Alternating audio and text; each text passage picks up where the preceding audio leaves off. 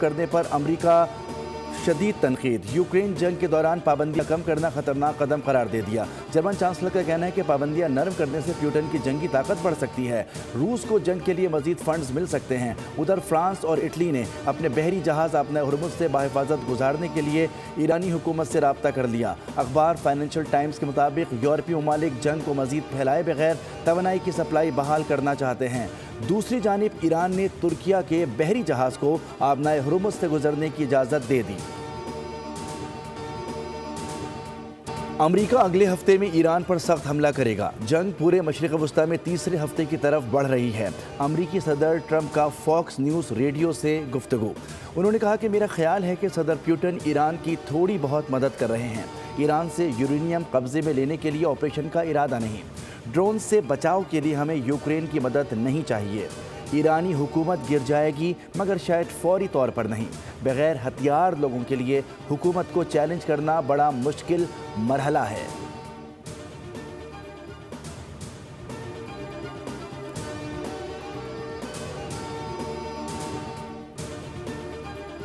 وزارت اطلاعات نے کہا ہے کہ سیکیورٹی فورسز نے فتنہ الخوارج کے 2 ڈرون کو مار گرایا۔ وزارت اطلاعات کا کہنا ہے کہ اس دہشت گرد تنظیم کو افغان طالبان حکومت کی سرپرستی حاصل ہے۔ کسی فوجی یا دیگر بنیادی ڈھانچے کو نشانہ نہیں بنایا گیا۔ ڈرون کے ملبے کرنے سے معمولی نقصان ہوا۔ وزارت اطلاعات نے بتایا کہ طالبان حکومت کے دعووں کے ساتھ ہمیشہ کی طرح کوئی قابل تصدیق ثبوت موجود نہیں۔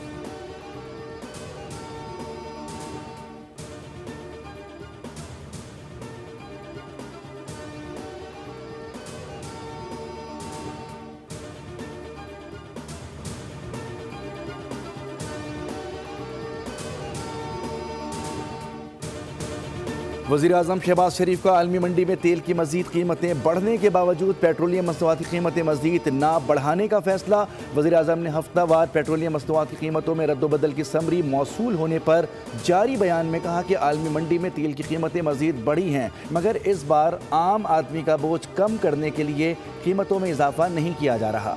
وزیراعظم نے کہا کہ اپنے وعدے کے مطابق جتنا ممکن ہو سکا ان مشکل حالات میں عوام تک ریلیف پہنچائیں گے۔ خطے میں کشیدگی کی وجہ سے عالمی معیشت اس وقت دباؤ میں ہے جس کے پاکستان کی معیشت پر گہرے اثرات مرتب ہونے کا خدشہ ہے۔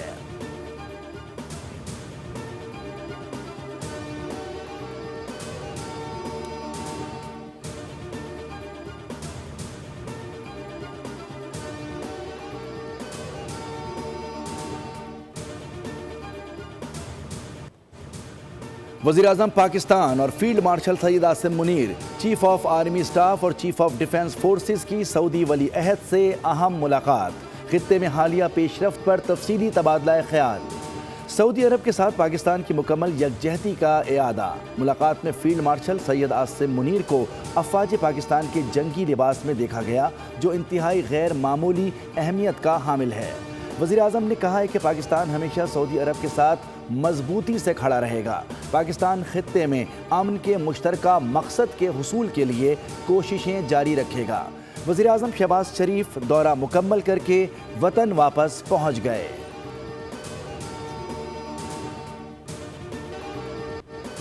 ایران کے خلاف فضائی بمباری کے دوران امریکی طیارہ مغربی عراق میں گر کر تباہ۔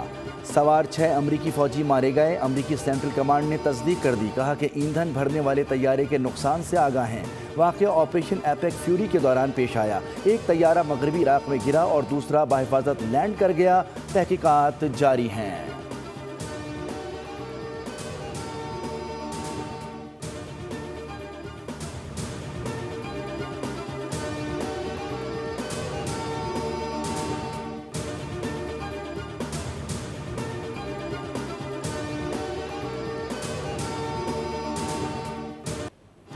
ایران کی جانب سے اسرائیل پر میزائلوں کی بارش۔ تل ابیب سمیت کئی شہروں میں سائرن بجتے رہے۔ شمالی اسرائیل میں عمارت پر میزائل گرنے سے 19 افراد زخمی ہوئے۔ 24 گھنٹوں کے دوران ایرانی حملوں میں 200 سے زائد صہیونی زخمی ہو چکے۔ عراق میں اتحادی فوجی اڈے پر بھی ڈرون حملے نے تباہی مچائی۔ ایک فرانسیسی فوجی کی ہلاکت کی تصدیق کی گئی۔ فرانسیسی صدر نے کہا ہے کہ حملے میں کئی فرانسیسی فوجی زخمی بھی ہوئے۔ سعودی عرب میں ایرانی حملوں میں زخمی 19 امریکی فوجیوں کو جرمنی منتقل کر دیا گیا۔ بحرین میں بھی امریکی فوجی اڈے پر میزائلوں اور ڈرون سے حملہ۔ بحرین کی وزارت دفاع کے مطابق تمام ڈرونز اور میزائل ان کی سرزمین کی جانب داغے گئے تھے۔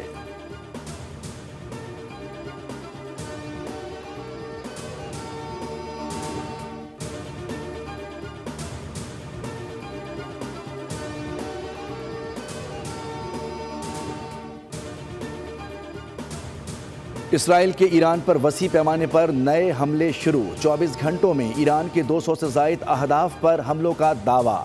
تہران اور دیگر شہروں میں دھماکے۔ اسرائیلی فوج نے کہا کہ ایرانی حکومت کے انفراسٹرکچر کو نشانہ بنایا جا رہا ہے۔ اسرائیلی فوج نے ایران میں نیوکلیئر پروگرام کی اہم سائٹس کو بھی نشانہ بنایا۔ تہران کے قریب طالقان میں واقع سائٹ کو جنگی جہازوں نے نشانہ بنایا۔ یونیسیف نے کہا ہے کہ جنگ کے آغاز سے اب تک خطے میں 1100 سے زائد بچے ہلاک یا زخمی ہو چکے ہیں۔ ان میں سے 200 بچے ایران، 91 لبنان، 4 اسرائیل اور 1 بچہ کویت میں مارا گیا۔ لبنان پر اسرائیلی حملوں میں رات سے اب تک 8 افراد جاں بحق ہو گئے۔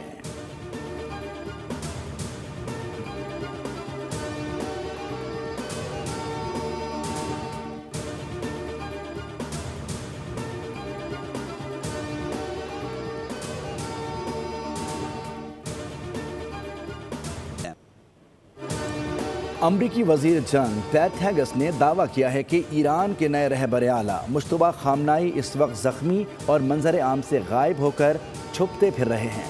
صحافیوں سے گفتگو میں انہوں نے یہ بھی دعویٰ کیا کہ ایران جنگ میں کوئی رحم نہیں۔ ایران کے پاس ایئر ڈیفنس ختم ہو چکا ہے۔ حالیہ دنوں میں ایران کے میزائل اور ڈرون حملوں میں 90% کمی آ چکی ہے۔ ایران اس وقت آبنائے ہرمز میں انتہائی مایوسی کا مظاہرہ کر رہا ہے، تاہم امریکہ اس صورتحال سے نمٹنے کی صلاحیت رکھتا ہے۔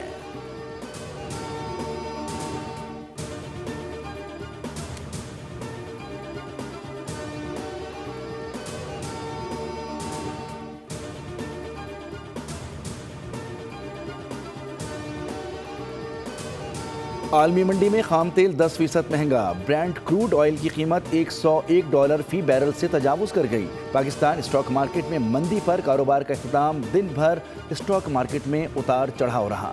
کاروباری ہفتے کے آخری دن انڈیکس میں 555 پوائنٹس کی کمی ریکارڈ ہوئی۔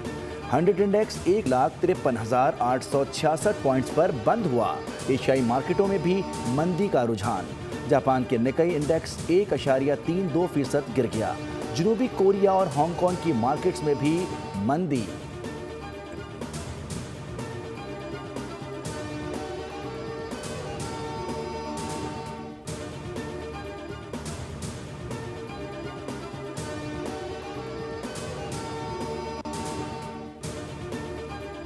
میں نے سب کچھ بتا دیا تھا کہ کیا ہونے والا ہے۔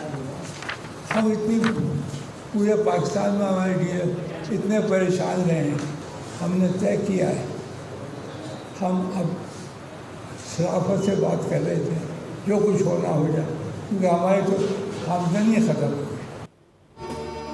ڈیلرز کے مارجن میں فوری اضافہ نہ کیا گیا تو 26 مارچ سے ملک بھر کے پیٹرول پمپس غیر معینہ مدت تک بند کر دیے جائیں گے۔ پیٹرولیم ڈیلرز ایسوسی ایشن نے بڑا اعلان کر دیا۔ ایسوسی ایشن کے چیئرمین عبدالسمیع خان اور وائس چیئرمین طارق حسن کا کراچی میں پریس کانفرنس میں کہنا تھا کہ پیٹرول کی قیمت بڑھا کر آئل مارکیٹنگ کمپنیوں کو فائدہ پہنچایا گیا، جس کے خلاف اب ڈیلرز مزاحمت کریں گے۔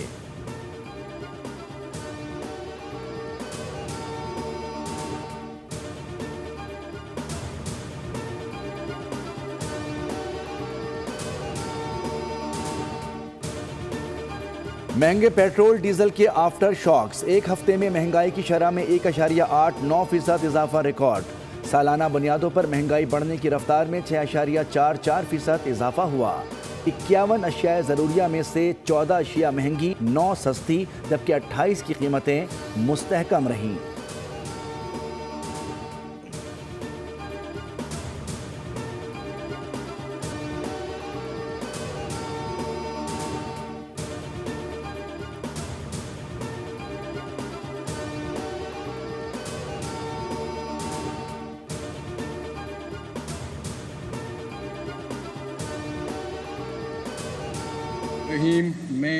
میں سید محمد نہال ہاشمی صدقے دل سے حلف اٹھاتا ہوں کہ صدق دل سے حلف اٹھاتا ہوں کہ میں خلوص نیت سے پاکستان کا حامی و وفادار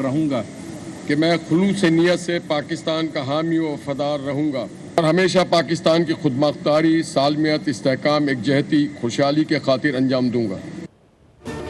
نہال ہاشمی نے گورنر سندھ کے عہدے کا حلف اٹھا لیا۔ Chief justice Sindh high court نے حلف لیا۔ تقریب میں مختلف سیاسی اور سماجی شخصیات کی شرکت۔ میڈیا سے گفتگو میں نہال ہاشمی نے کہا کہ امت مسلمہ کی یکجہتی فلسطین کی آزادی کی کنجی ہے۔ پاکستان اور سندھ کے عوام فلسطینی بھائیوں کے ساتھ کھڑے ہیں۔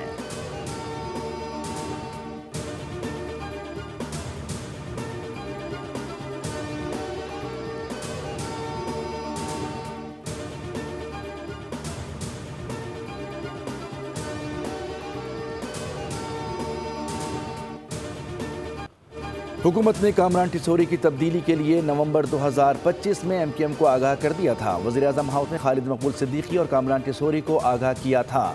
گورنر کی تبدیلی کو رکوانے کے لیے مختلف حلقوں نے کوششیں کی۔ ذرائع کے مطابق نومبر میں تبدیلی کا فیصلہ کرنے کے بعد معاملہ رک گیا تھا۔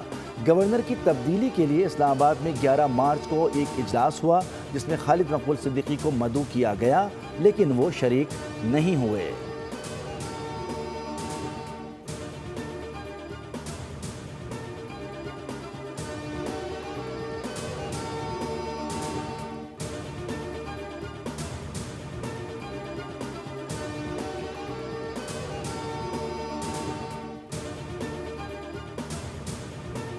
کراچی پورٹ سے متحدہ عرب امارات کے لیے نئے فیڈر سروس کا آغاز۔ کراچی گیٹ وے ٹرمینل سے فجیرہ اور خورفگن کے لیے باقاعدہ شپنگ سروس شروع کر دی۔ وفاقی وزیر بحری امور محمد جنید انور چودھری کا کہنا ہے کہ پاکستان کے درآمد کنندگان اور برآمد کنندگان کو عالمی شپنگ نیٹ ورک تک بہتر رسائی ملے گی۔ کراچی پورٹ کی علاقائی بندرگاہوں سے رابطوں میں نمایاں اضافہ ہوگا۔ پہلا فیڈر شپ کراچی گیٹ وے ٹرمینل پہنچ چکا ہے۔ نئی سروس سے پاکستان کی سپلائی چین کو استحکام ملنے کی توقع ہے۔